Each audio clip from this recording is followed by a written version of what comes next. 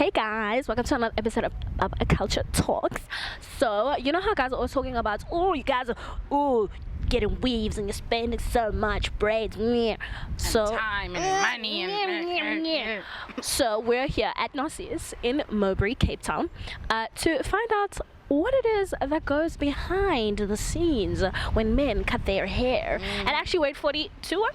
Did like they 30, say 40 minutes. Guys, I never wait that long in a salon to get my hair braided. I just get it and they do me. I might spend 6 hours inside, but that's not the point. And you know what is for me going to be very interesting to find out is whether or not these guys care about their edges. Because you know how we get stressed Snatched! whenever the braid falls out from the front points and it's like Guys, that's a whole hairline. I'd love to know, do you guys actually care about your hairline? Or mbandla vibes? You know what I mean? So it's going to be very interesting. And we out here at Narcisse, guys. Narcisse is so popular in Cape Town. The BAM. So I think The BAM. this is probably the best place to come and ask all these questions that we need to know. So yeah, guys, stay tuned and keep watching.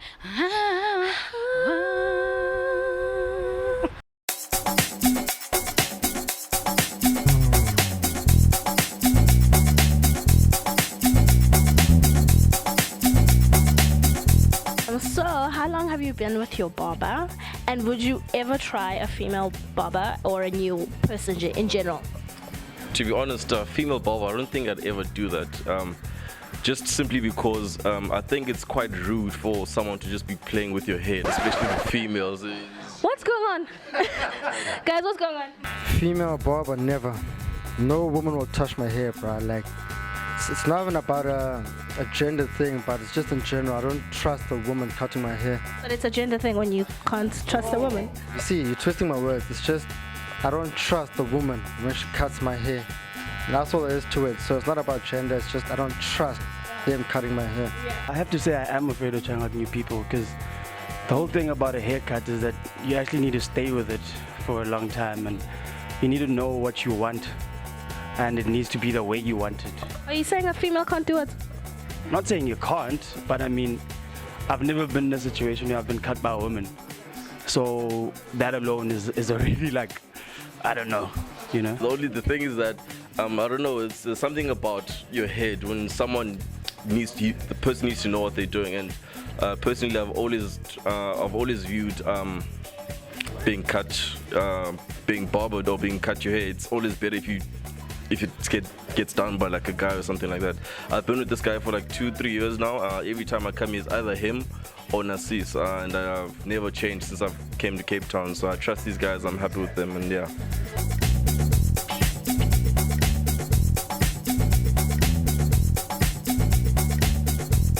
Would you rather have a receding hairline or impandla? Shit, I'd rather be born with it than have it recede.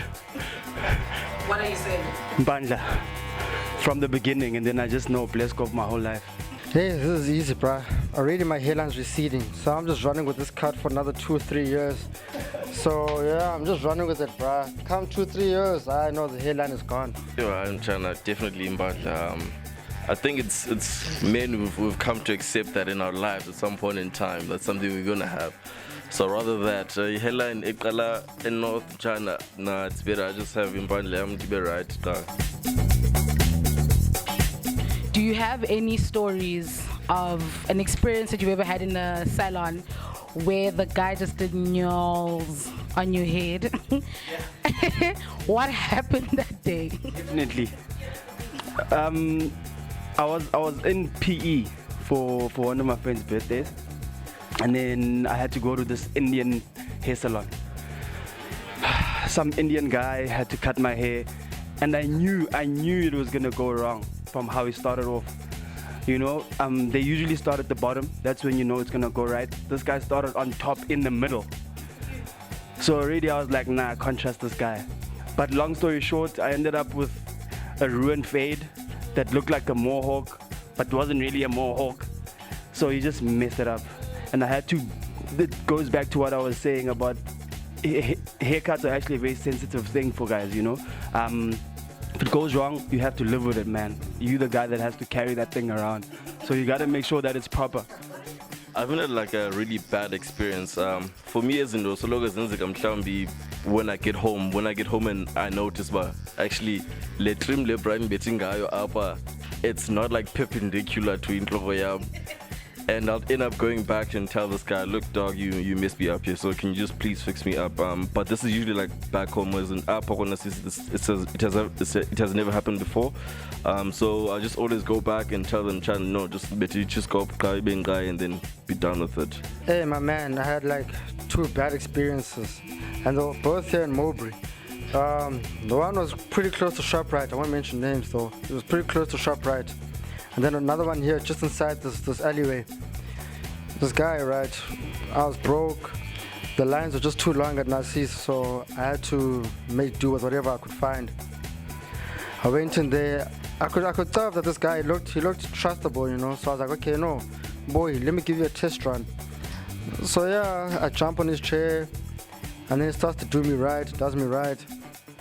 And then like for a quick minute, when I was just jamming on my phone, then I look up again, then my fade was gone. And then like my slit there by my hair, it was fat. Like I was bleeding on the corners of my head. So I was like, nah boy, I don't love you no more. And on top of it, he still charged me $40. And then he asked me if I wanted to still cut my mustache and beard. I'm like, nah, sharp. I thought it was complimentary.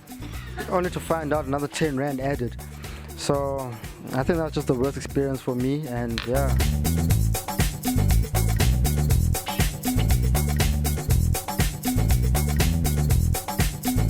Beard gang is a trend. The guys are out here growing their beards, growing their moustaches. Do you at all feel any pressure to grow a beard, to be a part of the trend, or is it just something that you don't really care about? Like in the beginning, I think it starts in high school or so, when you see your boys starting to get moustaches before you. Then that's when you start to get the FOMO of missing out on a beard. So you take those big things and you fuck around and you shave your moustache just to get it to grow faster. But then as time goes on and as you get older, you realize like, no man, this thing is very feeble because you'll get there sooner or later. And it's like, from what I understand and from what I see, if a girl or a woman decides, hey, she likes a bearded man or a man with a full face of full hair shit, whatever it is, then that's the new trend. And then the boys are gonna run with that. So, you know, sometimes I feel like it's the women who determine whether or not a guy wants to get a beard or not, you know. So with time, with age, you start to realize like, you know what, if I can't grow it, I can't grow it. It took me 26 fucking years to grow this little thing. So I'm holding on to it, man. It's changed over time. I won't lie. There was a time where I felt like I needed a beard and I needed this and whatever. But unfortunately, I'm one of those guys who really can't grow a beard. So I've come to be really chilled about it. Like when I see a beard, it's just like whatever. Fuck, you have it, I don't. It's really chilled. Okay. Right now, as you can see, I try to preserve the little that I have of a beard, you know, just to have something. But otherwise, it's not really something that affects me in any way. First of all, it feels good to know that from these 2 other guys, I'm the one with the most beard. Yeah, man, I've always liked it, but it's never been something I was really like into.